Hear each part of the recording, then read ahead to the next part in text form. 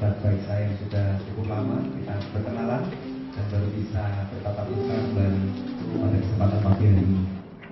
Ketika menyembah Tuhan tadi saya cukup kagum musik dicatat dengan baik, juga ada saxophone. Saya berharap saya bisa mengikuti saxophone buat Tuhan ya. Tapi ternyata saya tidak bisa. Nanti Bapak Ibu lari kalau saya mainkan saxophone. Ya. Oke, Bapak Ibu, saya perkenalkan, nama saya Cahya Nugraha. Saya seorang evangelis. Evangelis itu adalah sebuah jabatan yang bisa dipakai oleh setiap orang di tempat ini asal punya hati yang mau. Untuk apa? Untuk menceritakan kebaikan Tuhan, untuk menginjil, untuk membawa api kebangunan rohani yang besar. Sebab Allah Roh Kudus tidak pernah memandang muka. Amin, Bapak Ibu. Allah Roh Kudus itu nggak pernah pilih-pilih. Kalau dilihat murid-murid Tuhan Yesus itu, yang dipilih adalah orang-orang biasa yang tidak terpelajar. Semua rata-rata nelayan. Jadi ketika saya menemukan pewahyuan itu, saya katakan, Tuhan, aku mau. Inilah aku, utuslah aku, Tuhan. Dimanapun Tuhan inginkan aku berada. Nah, sekarang saya ada di tempat ini bersama teman-teman. Kita membentuk sebuah ministry. Sudah cukup berjalan sekitar 1-2 tahun yang lalu. Dan kami sepakat ministry ini diberi nama PWC, The Wonderful Counselor, artinya penasehat yang ajaib. Siapakah penasehat ajaib itu? Ya, Tuhan Yesus sendiri. Ada lagunya kan? Penasehat ajaib, Allah yang perkasa, Bapa yang kekal, Raja damai. Nah itu inspirasinya The Wonderful Counselor. Kita mau kemana-mana mau bawa sang penasehat ajaib, yaitu Tuhan Yesus Kristus. Saya nggak sendirian, Bapak Ibu. Saya ditemani oleh teman saya, Pak Bagus. Silakan berdiri, Pak. Ini Pak Bagus. Kemudian ada juga anak rohani kami, ini Michael dan Yanti. Kami ada beberapa tim, tapi kebetulan hari ini kami hanya berempat. Nanti pada lain kesempatan kami akan datang, mungkin bawa full tim ya, Bapak Ibu sekalian. Nah, sebelum firman Tuhan disampaikan, Bapak Ibu, saya rindu setiap anggota dari tim kami untuk diberi kesempatan berani bersaksi. Oleh karena apa? Karena Tuhan mengatakan setiap kita diberi karunia Roh Kudus. Dan ini harus dikobarkan seperti Paulus menumpahkan kepada Timotius dan mengatakan, kobarkan setiap karunia Roh Kudus yang ada padamu oleh penumpangan tanganku. Sejak ditumpahkan Timotius berkobar-kobar rohnya, melayani Tuhan bukan dengan kuat gagah diri, tapi oleh karena kuasa Roh Kudus. Dan dia menjadi saksi Tuhan yang berani dimanapun Tuhan bekerja dan bergerak. Nah, saya mau undang Pak Bagus bisa ada di tempat ini berdiri bersama saya. Beri kesempatan Pak Bagus untuk menyaksikan sekitar 10 menit, Pak, bagaimana Pak Bagus ini diubahkan Tuhan sebelum memiliki roh yang menyala-nyala, rohnya biasa-biasa saja, roh yang padam, roh yang kering, bahkan boleh dibilang rohnya mati. Udah percaya Tuhan belum? Sudah. Sudah orang Kristen? Sudah. Tapi ketika dia tahu kebenaran dan menerima pengurapan dari Roh Kudus, tiba-tiba dia punya keberanian seperti murid-murid Tuhan yang menerima Roh Kudus. Dia menerima kuasa untuk menjadi saksi. Nah, inilah Bapak Bagus yang akan bersaksi. Silakan. Terima kasih Pak. Salam.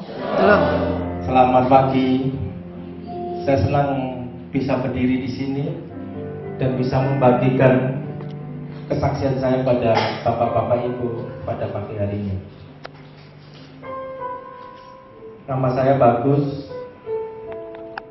Saya punya seorang anak, 1, istri 1. Ya, puji Tuhan, semua berkat dari Tuhan mengalir terus. Ya, sebenarnya pagi ini kesaksian saya ini sebenarnya belum siap, karena waktu itu ada teman yang mau bersaksi karena teman berhalangan. Ya, kita siap nggak siap harus siap. Ya. Apapun yang untuk Tuhan harus kita persiapkan. Ya, saya percaya bapak-bapak, ibu-ibu yang di sini pun juga selalu siap untuk melayani Tuhan. Amin. Puji Tuhan. Jadi sebelumnya nih saya ini memang saya orang Kristen dan saya dilahirkan Kristen, cuma istilahnya hanya KTP Kristen saja. Dan saya sudah lama, saya kebaktian, saya ke gereja, itu pun ke gereja itu hanya 1 minggu sekali. Itu cukup lama ya, dari kecil sampai sekolah minggu sekali. Saya merasakan itu kosong sekali. Apa yang saya dapatkan nggak ada, kering. Apa Tuhan yang saya dapatkan nggak ada. Saya selalu roh kedagingan saya ini masih mengikat, selalu intimidasi saya terus, selalu tidak cukup, selalu tidak apa, karena saya selalu menyalahkan Tuhan di sini. Ya. Suatu saat saya ketemu sama Pak Cahaya sama timnya, saya dimentor terus. Saya bertanya, Pak, kenapa saya ke gereja ini selalu tidak mendapatkan apa-apa? Saya mendengar khotbah dari Pak Pendeta pun selalu kosong. Saya pulang apa yang dikorbankan saya juga tidak tahu. Selalu pulang apa yang saya dapat tidak ada.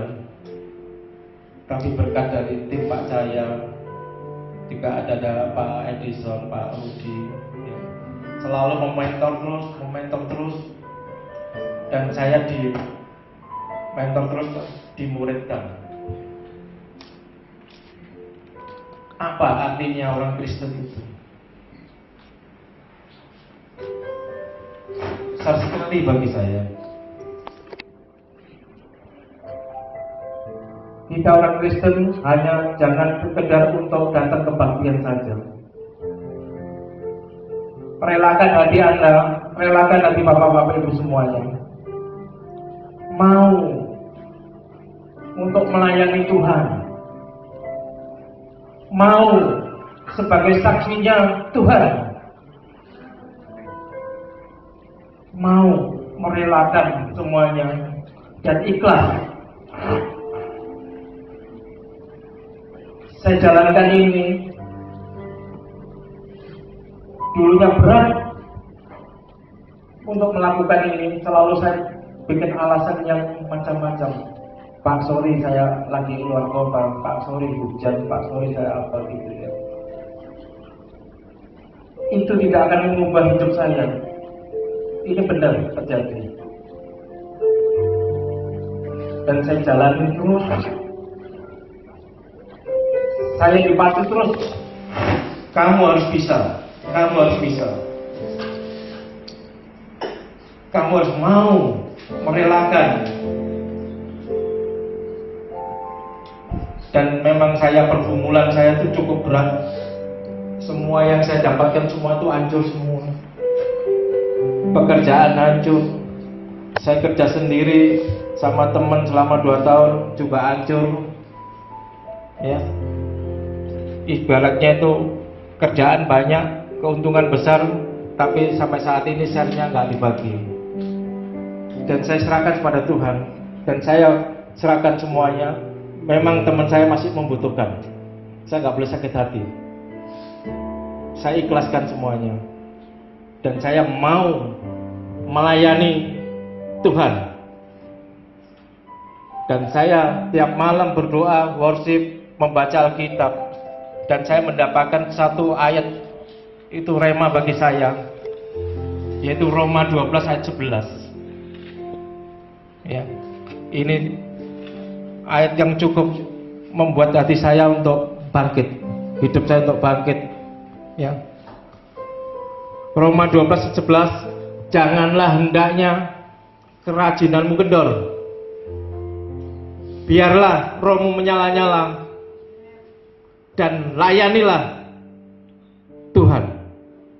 Oh, puji Tuhan, di sini saya mulai bangkit, di sini saya mulaikan diaktifasi, saya dihidupkan.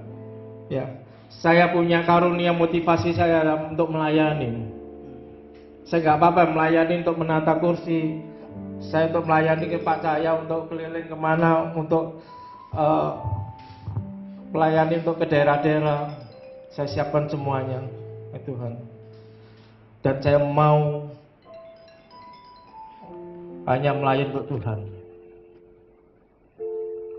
Saya percaya di situ akan dipulihkan semuanya. Jangan takut bapak-bapak, ibu-ibu di sini untuk bersaksi, untuk maju. Biasakan diri, mau. Entah dari bapak-bapak, ibu-ibu atau adik-adik semuanya di sini mau bangkit semuanya. Dan saya percaya di sini semuanya akan membawa list satu persatu yang didoakan. Mau diajak ke gereja, ajaklah ke gereja saja. Nanti biar gereja yang memproses, biar didoakan semua, biar Pak Pendeta yang memproses. Saya percaya di sini kursi tidak akan mencukupi. Di sini akan mungkin di sini ada 50 jadi 100. 100 akan jadi 200. Dan patok-patok di gereja ini akan diperluaskan bila perlu sampai tingkat ketiga. Puji Tuhan di sini. Saya percaya semuanya akan membawa api berkobar-kobar di sini. Saya percaya semua yang ada di sini mempunyai roh iman, karunia roh iman. Pergunakanlah iman bapak-bapak ibu semuanya di sini untuk bersaksi. Jangan iman bapak-bapak ibu ini didiamkan. Iman tanpa perbuatan, iman itu kosong, iman itu mati. Ya, di Yakobus 2:17 itu. Iman tanpa perbuatan itu adalah kosong. Saya percaya Tuhan Yesus juga sudah mengajarkan kepada murid-muridnya untuk mengajarkan bersaksi, untuk mengajarkan hanya 1-2 orang. Tuhan akan hadir di situ dan mengajarkan di Matius 28 ayat 19 sampai 20. Karena itu pergilah, jadikanlah semua bangsa muridku dan baptislah mereka dalam nama Bapa dan Anak dan Roh Kudus. Dan ajarilah mereka melakukan segala sesuatu yang pernah kuperintahkan kepadamu. Dan ketahuilah, aku posisinya di sini sebagai Tuhan Yesus. Aku menyertai kamu senantiasa sampai pada akhir zaman. Itu peganglah di sini. Jangan takut, jangan gentar. Nyalakan terus api Roh Kudus sekali, bapak-bapak ibu sekali di sini. Pasti akan diselamatkan, dan semua kekurangan bapak ibu di sini akan dipulihkan. Seperti saya ini, sekarang saya dipulihkan sama Tuhan. Semua kebutuhan dicukupkan karena berkat Tuhan. Jangan ragu lagi, kobarkanlah. Saya percaya di sini semua punya iman. Jangan takut. Semua jangan takut untuk takut bicara di depan. Tidak akan dipermalukan sama Tuhan kalau anak yang mau bersaksi. Terima kasih. Ya, mudah-mudahan berkat ini selalu mengalir di gereja ini dan selalu tumbuh. Pak Pendeta, Bu Pendeta, semua yang tim semuanya diberkati oleh Tuhan dan selalu membangkitkan semua jiwa-jiwa di sini.